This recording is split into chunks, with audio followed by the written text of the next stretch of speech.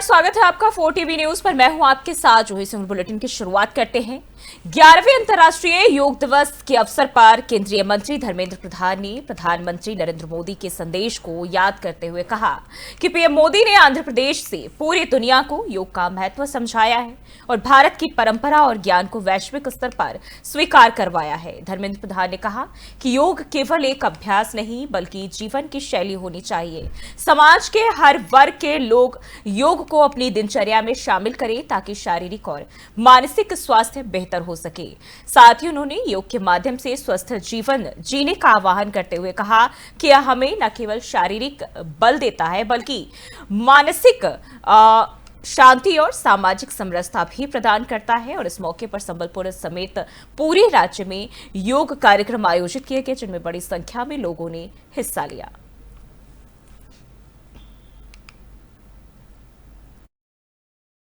अंतर्राष्ट्रीय योग दिवस का बड़े उत्साह के साथ पालन किया गया।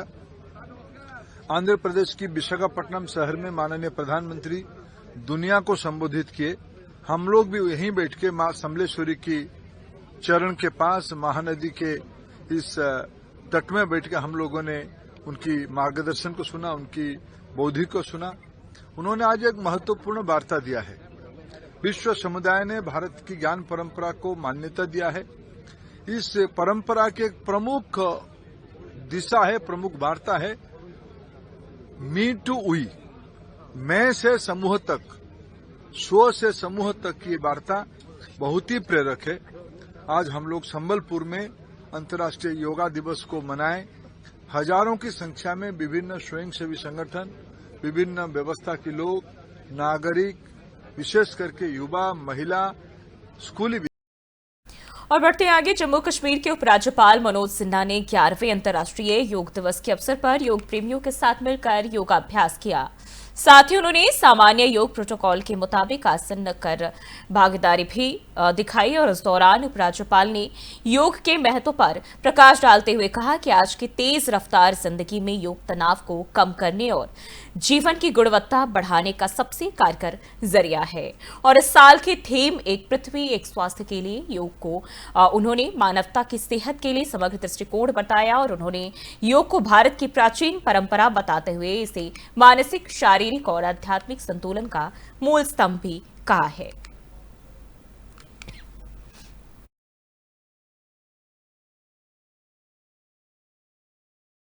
और वहीं बिहार के मुख्यमंत्री नीतीश कुमार ने राज्य में बुजुर्गों, दिव्यांगजनों और विधवा महिलाओं के लिए बड़ी सौगात दी है। और उन्होंने ट्वीट कर घोषणा की है कि इन सभी वर्गों को मिलने वाली मासिक पेंशन 400 रुपए से बढ़ाकर 1100 कर दिए गए हैं। नीतीश कुमार ने कहा कि यह फैसला गरीब और जरूरतमंद लोगों के जीवन को बेहतर बनाने की दिशा में लिया गया है। और उन्होंने ट्वीट में लिखा, हमारे बुजुर्ग, दिव्यांगजन और विधवाएं राज्य की अनमोल धरोहर है।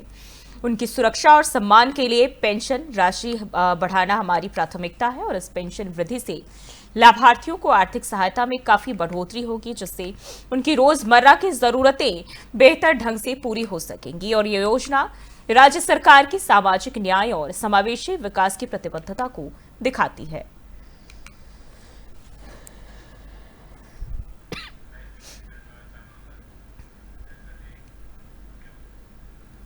और करते अगली खबर की ओर, अंतर्राष्ट्रीय योग दिवस के अवसर पर जैसलमेर में सीमा सुरक्षा बल के जवानों ने अनुशासन और ऊर्जा के साथ योग किया। बीएसएफ के डीआईजी योगेंद्र सिंह राठौर ने जानकारी दी कि योग दिवस पर कई जगहों पर कार्यक्रम आयोजित किए गए, लेकिन मुख्य आयोजन जैसलमेर में हुआ, जहां मुख्यमंत्री भजनलाल शर्मा और करीब 1500 जवानों ने हिस्सा लिया। और इस दौरान जवानों ने सीमा क्षेत्र में योग कर अनुशासन और मानसिक शक्ति का प्रदर्शन भी किया। डीआईजी राठौर ने पाकिस्तान को भी संदेश दिया है कि अगर उन्हें तरक्की और मानसिक मजबूती चाहिए तो योग को अपनाना होगा। ये आयोजन न केवल जवानों के स्वास्थ्य बल्कि सीमाओं की सुरक्षा में मानसिक संतुलन की भी अहमियत को दिखाता है।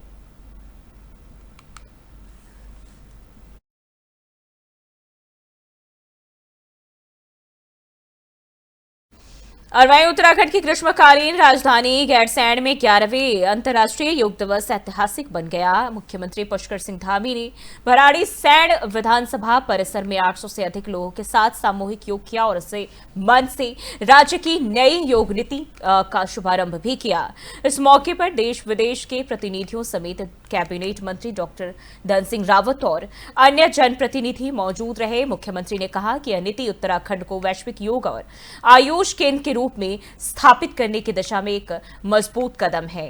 साथ ही उन्होंने स्कूली बच्चों से बातचीत कर योग के प्रति उनके उत्साह की भी सराहना की। पूरे प्रदेश में योग दिवस उत्साह, गरिमा और सांस्कृतिक गौरव के साथ मनाया गया। तो उत्तराखंड में भी मुख्यमंत्री पुष्कर सिंह धामी ने 800 लोगों के साथ योग दिवस पर योग किया और साथ ही साथ इसे अपने जीवन में लाने के संदेश भी मुख्यमंत्री ने दिए हैं।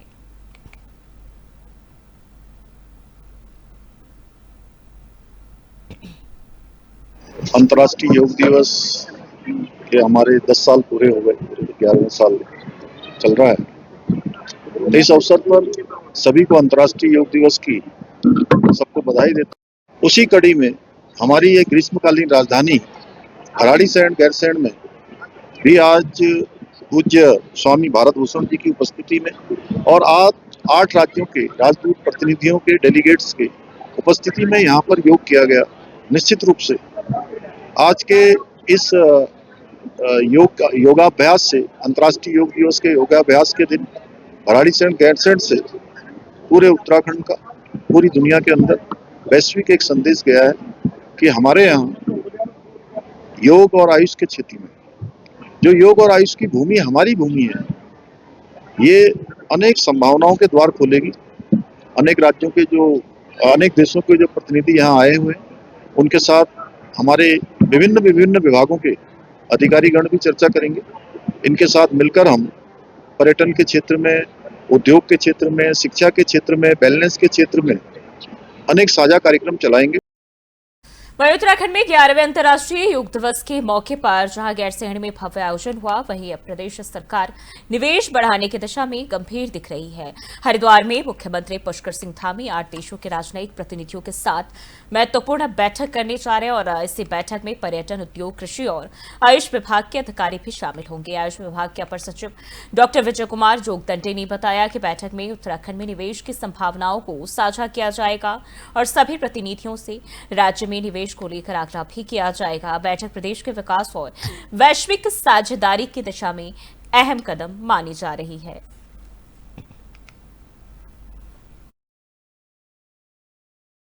आठ देशों के राजनयिक हमारे योग दिवस के कार्यक्रम में प्रतिभाग कर रहे हैं गैरसैंण में।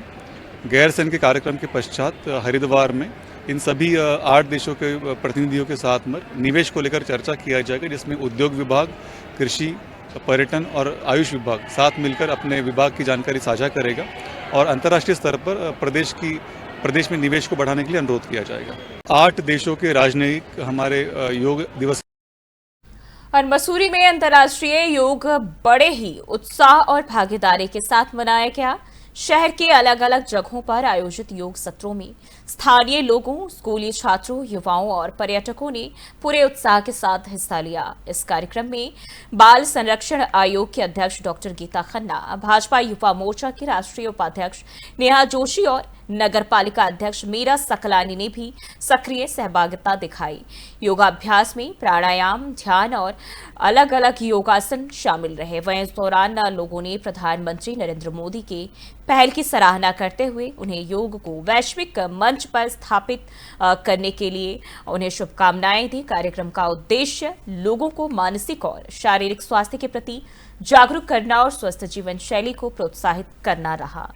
तो योग दिवस के मौके पर देश भर के अलग अलग जगहों पर कार्यक्रम आयोजित किए गए और ये तस्वीरें भी इसमें आपको बता दें, बच्चों ने भी हिस्सा लिया और साथ ही साथ अगर हम बात करें अलग अलग राज्यों से इस दौरान अलग अलग कार्यक्रम जो है वो आयोजित किए गए, जहाँ तमाम बड़े नेता हो, अधिकारी हो, स्कूली बच्चे हो, बुजुर्ग हो, सभी ने बढ़ चढ़ कर हिस्सा लिया।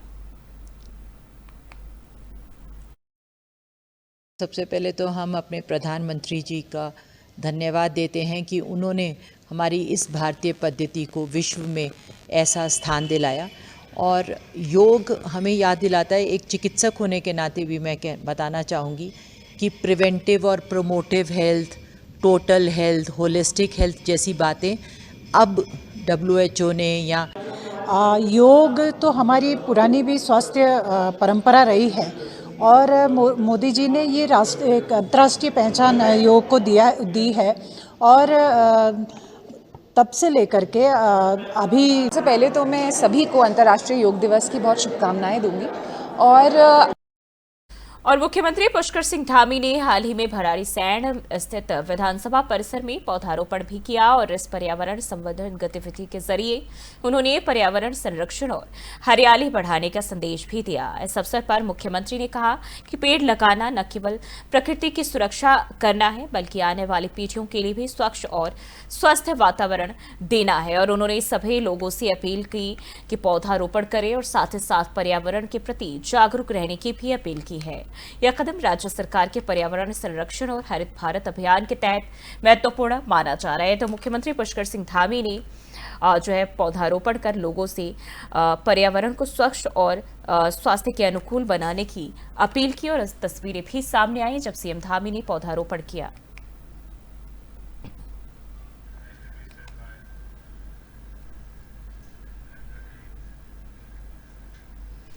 और वहीं बिहार के डिप्टी सीएम सम्राट चौधरी ने 11वें अंतर्राष्ट्रीय योग दिवस के अवसर पर प्रधानमंत्री नरेंद्र मोदी के प्रयासों की सराहना करते हुए कहा कि योग दिवस को अंतर्राष्ट्रीय पहचान दिलाकर पीएम मोदी ने भारत की प्राचीन सभ्यता और संस्कृति को वैश्विक मंच पर प्रतिष्ठित किया है। साथ ही उन्होंने कहा कि जब लोग स्वस्थ होंगे तो स्वाभाविक रूप से उनका जीवन भी बेहतर होगा। योग सिर्फ शारीरिक व्यायाम नहीं बल्कि मानसिक और आत्मिक संतुलन का साधन भी है जिससे समाज में खुशहाली आती है। सम्राट चौधरी ने लोगों से प्रदेशवासियों से अपील की कि योग को अपने जीवन का हिस्सा बनाएं ताकि न केवल वे स्वयं स्वस्थ रहे बल्कि समाज और राष्ट्र को भी मजबूत करे। इस अवसर पर राजधानी पटना सहित राज्य के अलग अलग जिलों में योग कार्यक्रम आयोजित किए गए जिनमें जनप्रतिनिधियों, अफसरों, छात्रों और आम लोगों ने बढ़ चढ़कर हिस्सा लिया।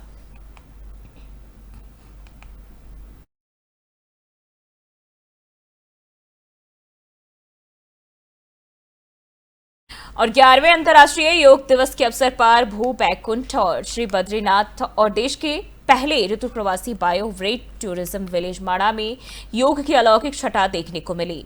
हल्की बारिश और कोहरे की चादर के बीच तीर्थ नगरी में सुबह से ही योग की ऊर्जा बहती नजर आई। बद्रीनाथ मंदिर के सिंहद्वार के सामने स्थित मंदिर प्रांगण में अंतर्राष्ट्रीय योग दिवस का आयोजन भव्य रूप से किया गया जिसमें बद्रीनाथ केदारनाथ मंदिर समिति, आईटीबीपी, एसडीआरएफ, बद्रीनाथ पुलिस, व्यापार सभा, नगर पंचायत के अधिकारी, कर्मचारी और बड़ी संख्या में तीर्थयात्री शामिल हुए। वहीं सभी ने बोल बद्री वैशाल भगवान की जय के जयकारों के साथ योगासन कर इस आयोजन को आत्मिक और दिव्य स्वरूप दिया। योग दिवस के अवसर पर बर्फ से ढके पर्वतीय वातावरण में जब सूर्य की हल्की किरणें योगियों पर पड़ी तो पूरा बद्रीनाथ परिसर आध्यात्मिक ऊर्जा से भर उठा। ये आयोजन न केवल पर्यावरण बल्कि तन और मन की शुद्धता का भी प्रतीक बन गया।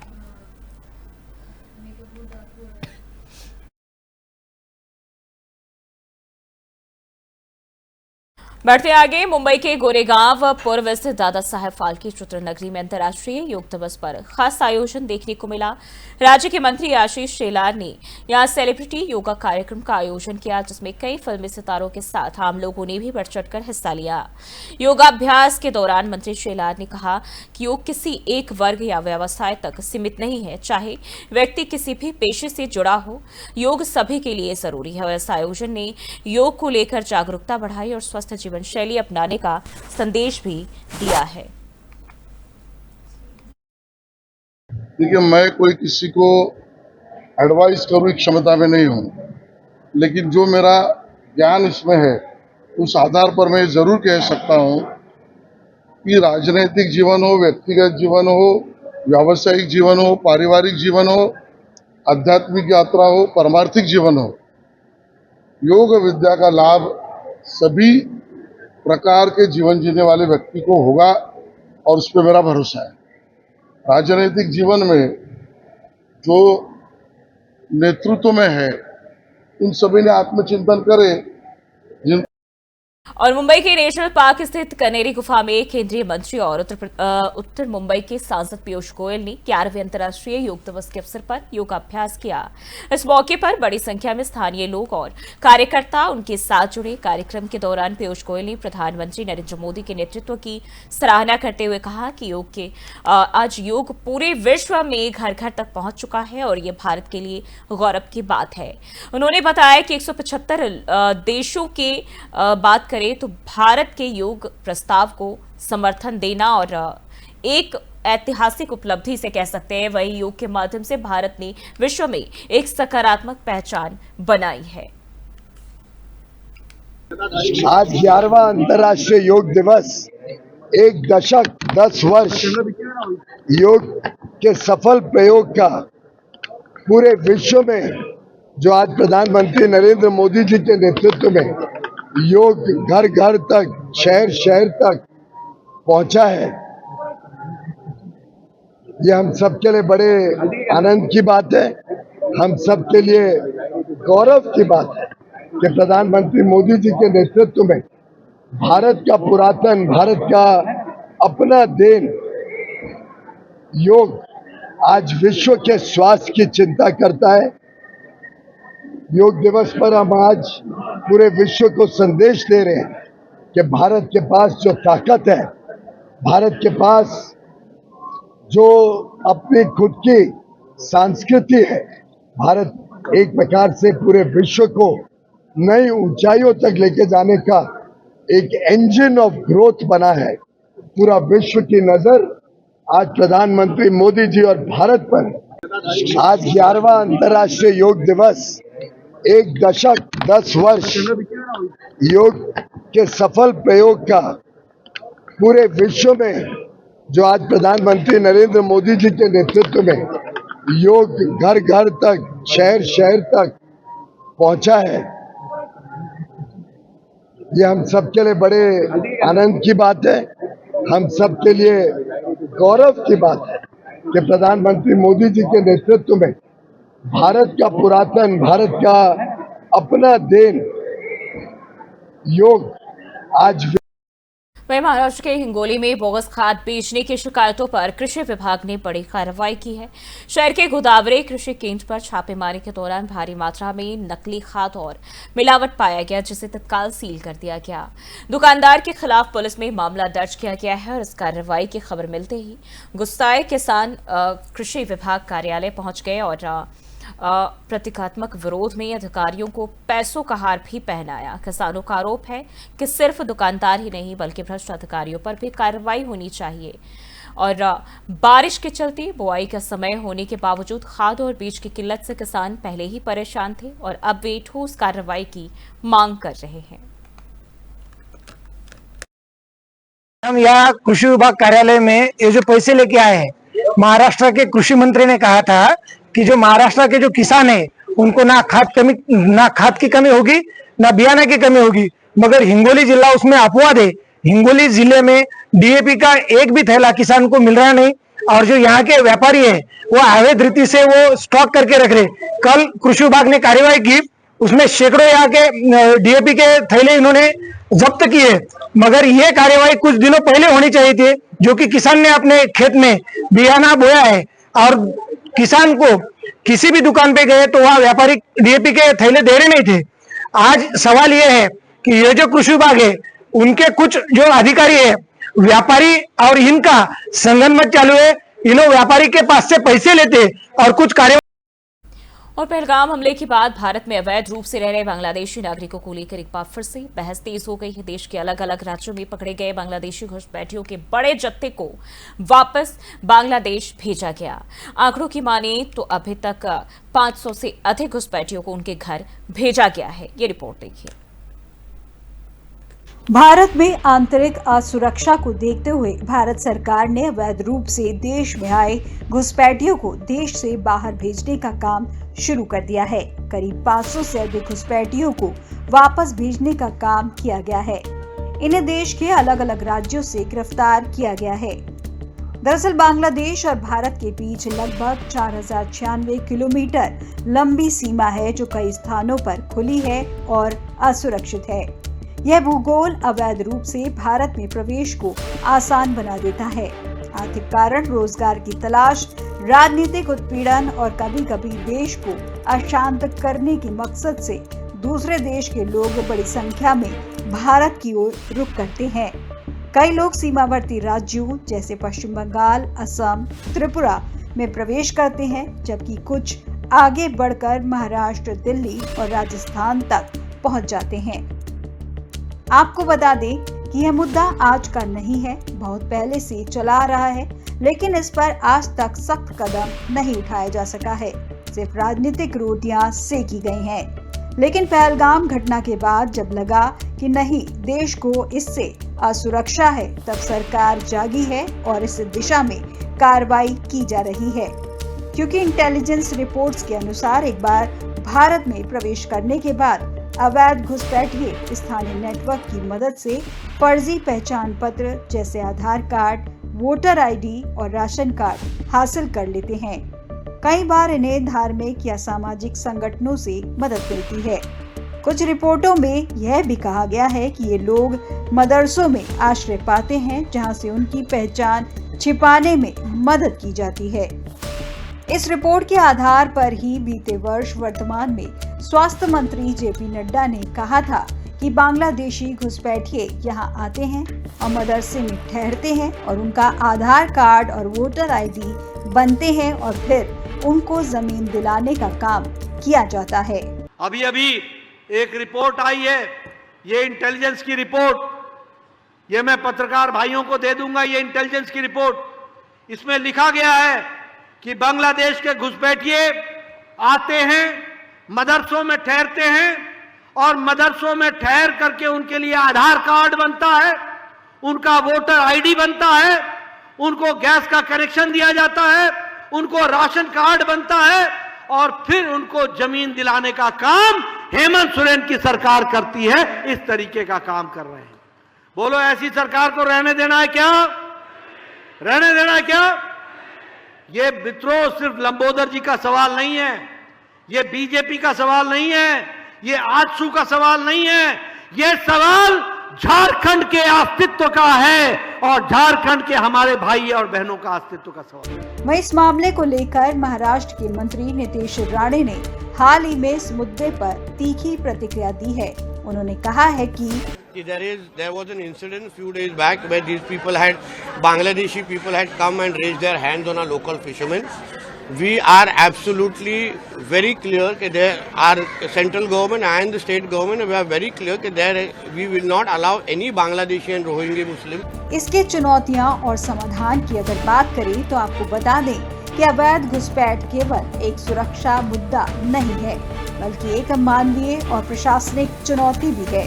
भारत सरकार को इस समस्या का समाधान करने के लिए बहुत सारे एंगल से सोचने की जरूरत है, जैसे सीमा सुरक्षा, बॉर्डर पर निगरानी और अधिक मजबूत करना होगा। वहीं बीएसएफ और तकनीकी संसाधनों का बेहतर उपयोग आवश्यक है।